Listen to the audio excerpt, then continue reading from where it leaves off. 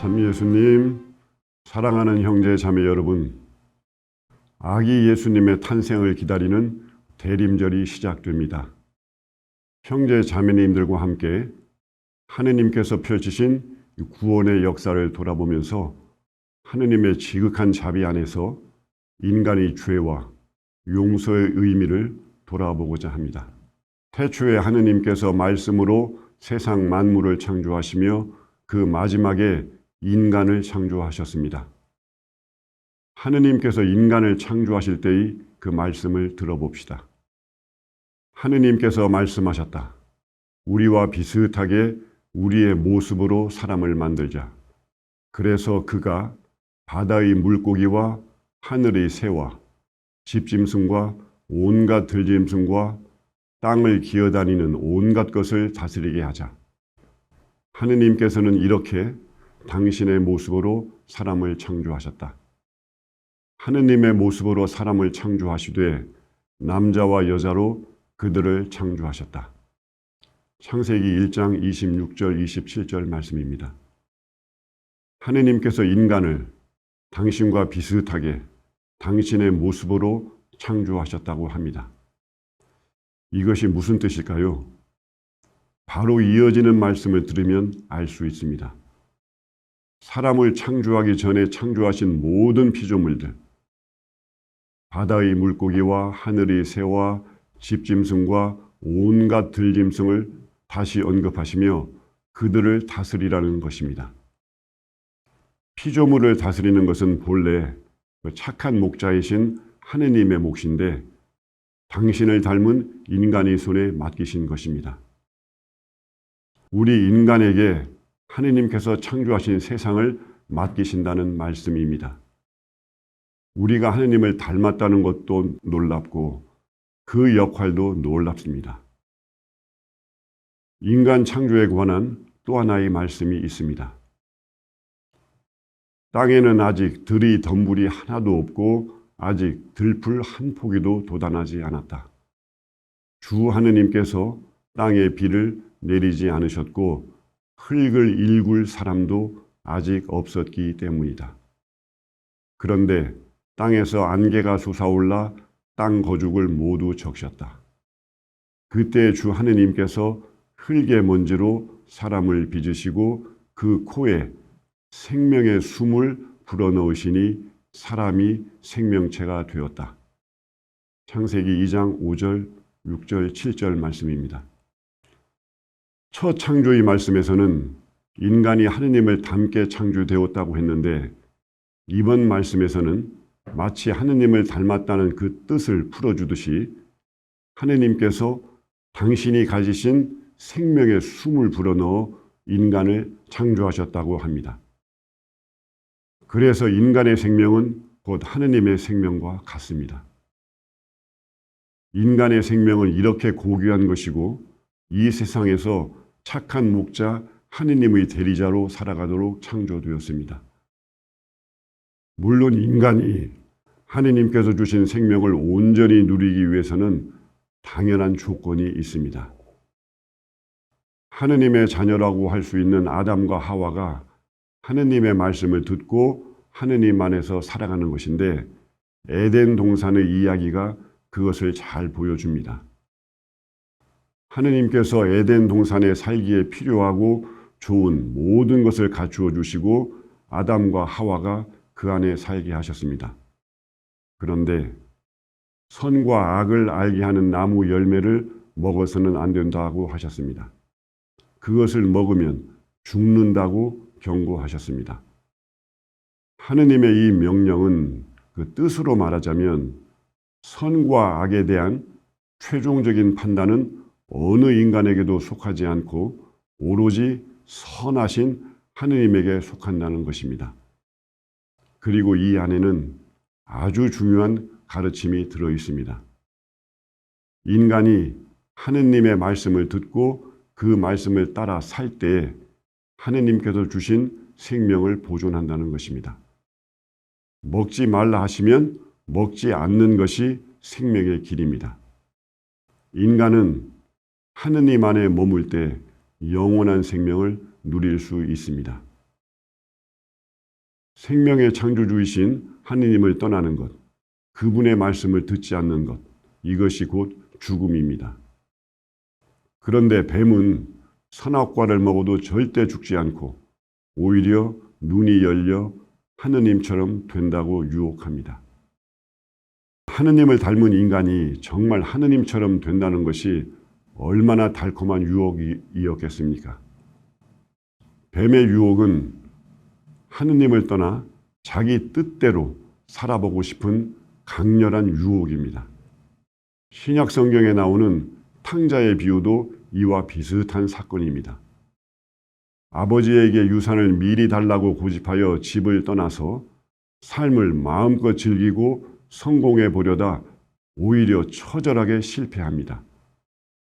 모든 것을 탕진하고 너무 배가 고픈데 돼지들에게 주는 먹이조차 마음대로 먹을 수 없을 만큼 비참하게 돼서야 자기의 잘못된 생각과 행동을 돌아보고 죄인의 모습으로 아버지의 집으로 돌아옵니다. 이 선악과를 먹고 에덴 동산, 곧 하느님의 품을 떠난 아담과 하와는 카인과 아벨을 낳게 되는데, 카인은 하느님께서 동생 아벨을 더 사랑한다고 시기하여 살해합니다. 그리고 이렇게 하느님의 말씀을 등지고 떠나 번성한 자손들은 하느님께서 인간 창조를 후회하신다고 할 만큼 악한 세상을 만들어 갔고, 하느님께서 큰 홍수로 땅을 쓸어버리셨습니다. 노아의 홍수에 이어지는 창세기 11장은 하늘까지 닿는 탑을 세우는 그 바벨탑의 이야기입니다.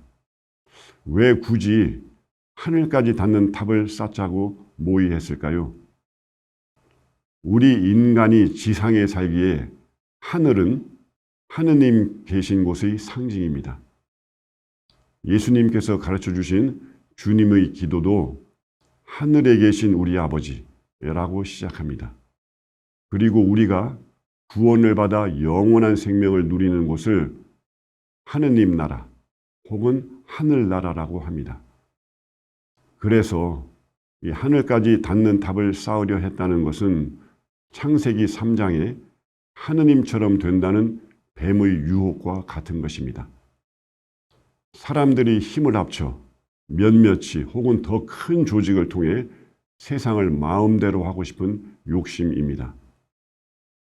오늘날에도 국가 혹은 민족적인 차원 혹은 다국적 기업의 형태로 세계를 지배하고 자신들의 뜻대로 조종하고 싶어하는 힘이 있습니다. 지금까지 살펴본 창세기 1장에서 11장까지를 성서학자들은 원역사라고 부릅니다. 이 세상을 하느님께서 창조하셨고 이 세상에 태어나는 사람 누구나 이러한 조건을 가지고 있다는 신앙 고백입니다. 우리 한 사람 한 사람이 하느님을 닮은 모습으로 태어났고 우리의 생명은 하느님의 영, 곧 하느님의 생명을 부여받은 것이라는 믿음입니다. 그래서 그 생명은 당연히 생명의 창조주이신 하느님 안에서 온전히 누릴 수 있는데 우리가 태어나 사는 이 세상이 에덴 동산과 같은 하느님의 품, 곧 하느님 나라가 아직 아니라는 것입니다.